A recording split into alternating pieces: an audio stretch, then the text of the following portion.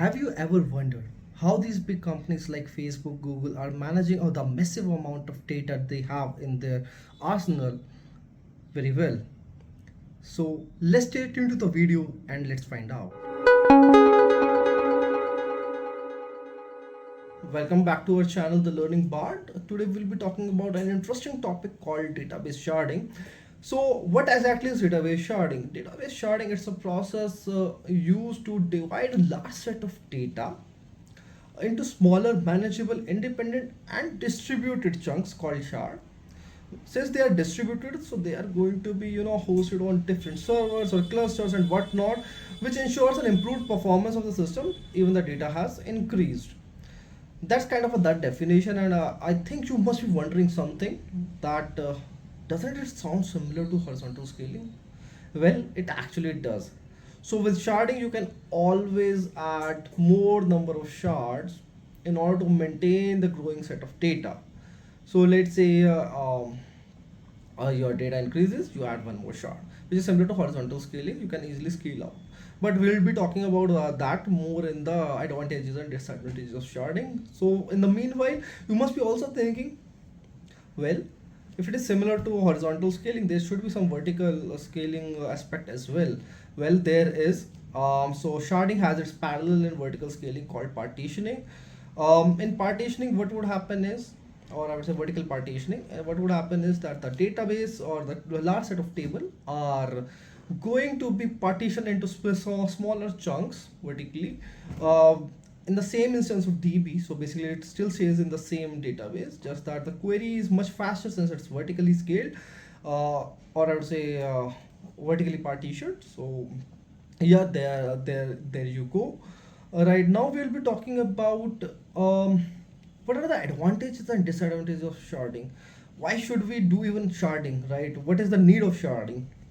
So let's continue to the video and see what exactly is the need for sharding and what are the advantages and disadvantages. Until now we have talked about what is database sharding, so you must be wondering about why do we even need database sharding.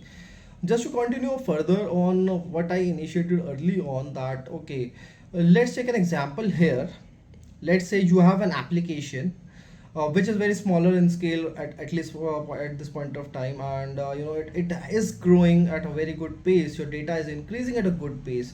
What would happen is that your database may become, or actually will become, a bottleneck when your data increases and application users also increases. That's they kind of go hand in hand, right? Otherwise why would your data increase? So yeah, so actually, like when your data increases right to a good amount, what would happen is that the read and write operations would become little bit harder overall. That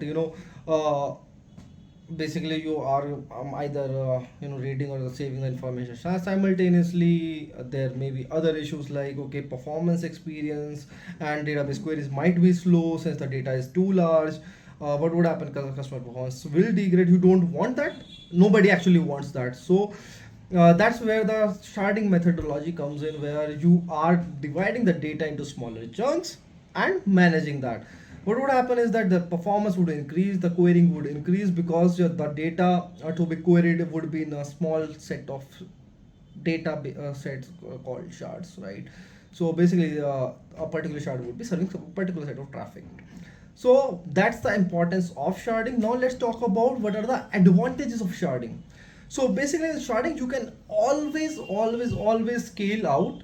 So let's say uh, you can since I mentioned scale out, right? And I actually gave an example. Let's say you have like four shards, having a particular set of data, maybe 400 gigs or something.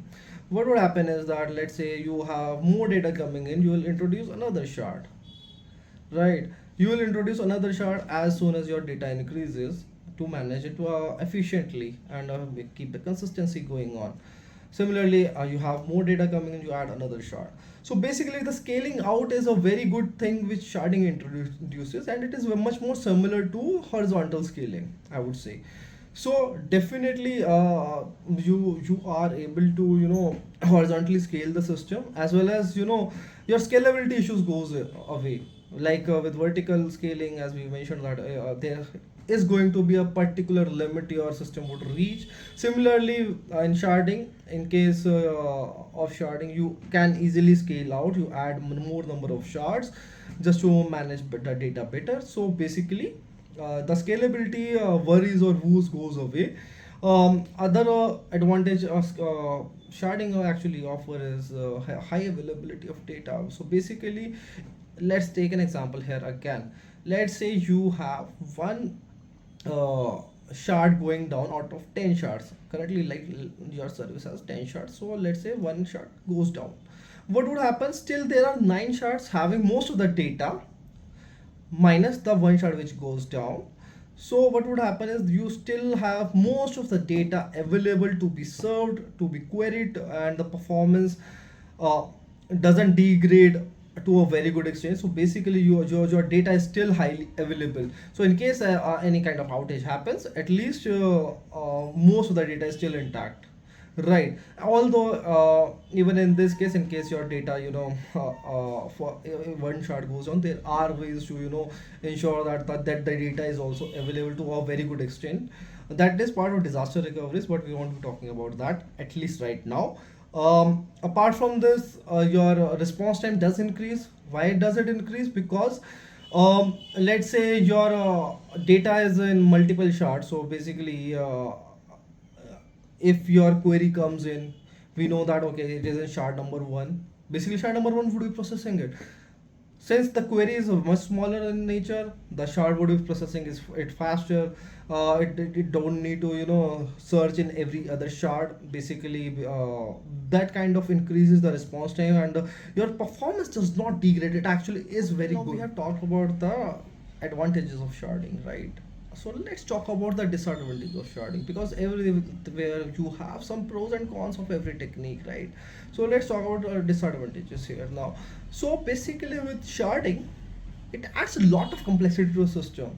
So you have to be very careful while you are thinking about a sharded database architecture, or database sharded architecture, I would say, to ensure that your data is not going to be corrupted or lost if you are applying sharding techniques.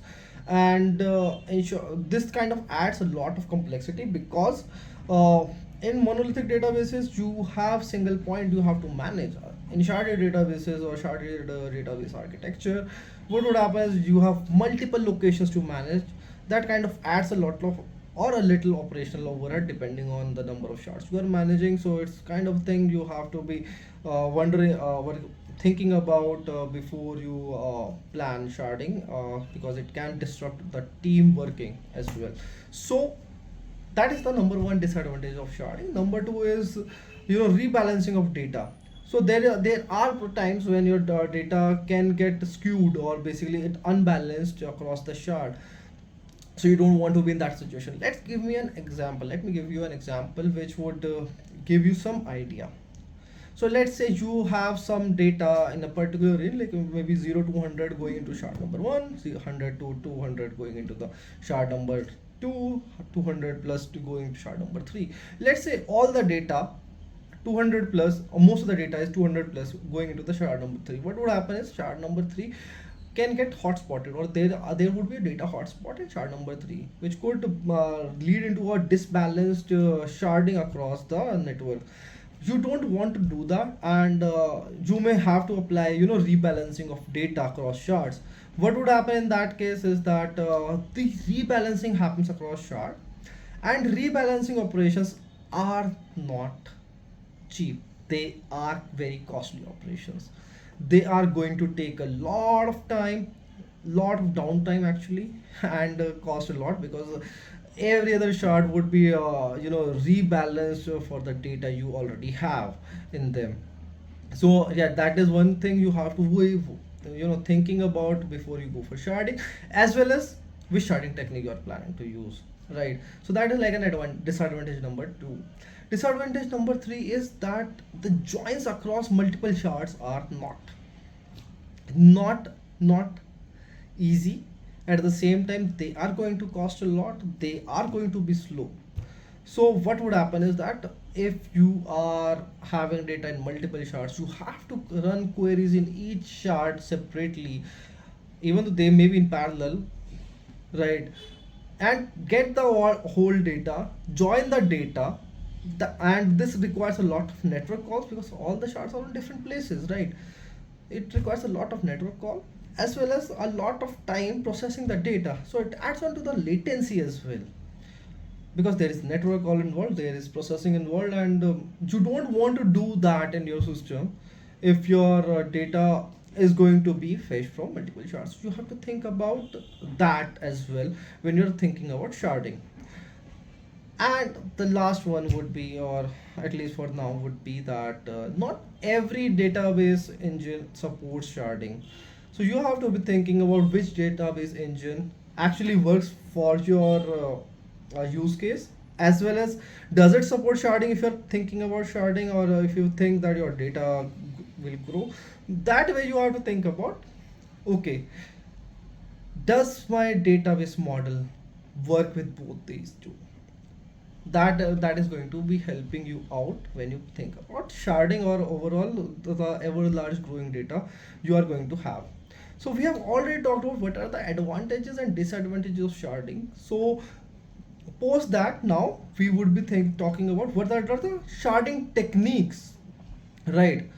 We have talked about sharding, but there should be multiple techniques defined in the industry or industry standards, which are going to be used, or which are actually used in most of the places. We have already talked about the advantages and disadvantages of sharding. So let's talk about the sharding techniques or architectures around out there. So there are multiple sharding techniques out there, but we will be talking about the ones which are like commonly talked about and used in the industry or academically. First one would be key-based sharding. So what exactly is key-based sharding? Or I would say it is hash-based sharding. So basically key is a hash here. So in hash-based sharding or key-based sharding, you have a shard key you define. It may be a customer ID, email, IP address, any location or anything. You just take as a shard key. You hash it with a hash function and determine which shard the data would be stored into. So it's a very consistent way to put the data consistently, as well as in a correct order in the shards. Now basically, these shard key act as the primary key for where the data would be. And there are some downside of this particular technique is that as we talked about in hashing as well, in case your data grows, you have to introduce another shard here. And what would happen is that, okay, you might have currently 4 shards. What would happen is that, okay, you are adding another shard number 5. Now the hashing function is still the same. It would, what it would do is it would start rebalancing the whole data across shard. As we talked about rebalancing just a moment ago, that rebalancing is not a very good operation you would want. What would happen is that all the data is shuffled across all the shards. It takes a lot of effort, energy, and downtime, so you don't want to do that. But again, if your use case sets with key based sharding or horizontal sharding, that this works for you. Otherwise, definitely you have to think about other sharding techniques, right? And additionally, which I think you must be wondering, okay, key based sharding, everything is consistent, right? Now in case you want to do joins or range based queries, key based sharding does not do well or perform well for range based queries. Anyways, joins we have already talked about, but range based queries are not very performed with key based shards. So the solution for that is, we have another technique called range based sharding, which is based out on the range. As I think gave you an example of data hotspot, so let me just go further with that example now. In the range based sharding, your data is put into particular set of range. Let's say 0 to 100 some data, 101 to 200 some data, 201 to 300 some data. Now what would happen in range based sharding is that your data is managed across the particular range. So if your key value is in that range, the data would be put into particular shard. Now, although it's a very interesting technique, and you can easily do a range based query here, since everything is managed across the range, but the range based sharding does, or it can actually lead to data skewing or hot partitioning.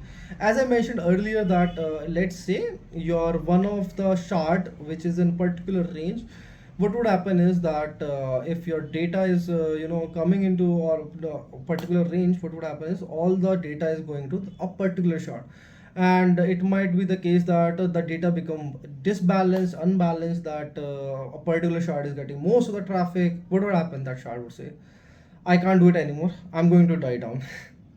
Or maybe other reasons, but yeah, we don't want to be in that precarious situation. So you have to be very considerate about how your database sharding works, or basically does your data work with range based sharding. And if you're thinking about range, how it is going to be calculated and your data does not get hot partitioned, especially because that would lead to a lot of downtime in your system, and you don't want to do that. So yeah, in general, I would say this data is the data in the range based sharding is not for a very static data. You can put it for a dynamic set of data coming in and going out. That way, at least hot partitioning does not happen often. But yeah, you have to be very considerate about evenly distributing the data in the range based sharding. The third one would be directory based sharding, which is very widely used and very talked about as well. In database or sorry, directory based sharding, what you have is you have a lookup table in which you say that okay, we have a mapping of each shard based on the directory directory they are in. And what would happen is this is a static set of information. So basically you just uh, go in, add some data, right, assign a particular directory to a particular set of record. That way that record goes into a lookup table and it's saved in a particular shard. So whenever you are finding out, trying to search the data, and you just go to the lookup table, check the lookup table, and then just fetch the data out from there. So it's a very consistent technique used, but there is again a major drawback here, that in case your lookup table goes down, or lookup table is corrupted, or some data is not working fine, what would happen is that basically the lookup table is a single point of failure, right? You have to be very careful in this case as well. How you can ensure that your data is not corrupted, or in case it goes down, how you can ensure that the operations are still up. So these are the three major techniques majorly talked about in the industry for sharding. But yeah, there are ways to ensure that your data is still consistent and it is not lost. Those are part of disaster recoveries. Just briefly touching around that, let's say one of your shard goes down, you might have a replication of a data which happens behind the scenes, that to ensure that okay, at a particular point in time you have a particular a copy of that data, so that in case your database goes down, or something happens with the machine, you just go to the replicated image and get the data in. So that's not part of this particular complete discussion, but yeah, I just wanted to touch the topic so that you might have the idea, or you might get the idea, okay, even if something goes bad, you might have to think about how to recover the data, or disaster recovery overall. So disaster recovery is something different, we will be talking later, but I hope you liked the content on this particular uh, set of techniques we talked about. So as part of my 2 cents at the end of this video, I would say all the sharding techniques offers a lot, right? They offer a very huge advantages, as well as some drawbacks of each sharding technique. But please be mindful when you are choosing a sharding technique, and actually even the database sharded architecture, just to make sure that which works best for you, right? Based on your business requirement, based on the product you are designing, and based on the database design. If you need to improve on your database design, that's a separate story. But in case you have finalized everything out, just think about all these the things when you are designing a system, or designing the database overall. What are the trade-offs of choosing one technique over other, or not sharding, or vertical partitioning or whatnot during the design phase, so that there are no surprises overall in the later section of the development coding, or I would say operational maintenance. When you hope you all found the video very informative, like the content, so do share and subscribe to get more such notifications from us, and don't forget to leave a comment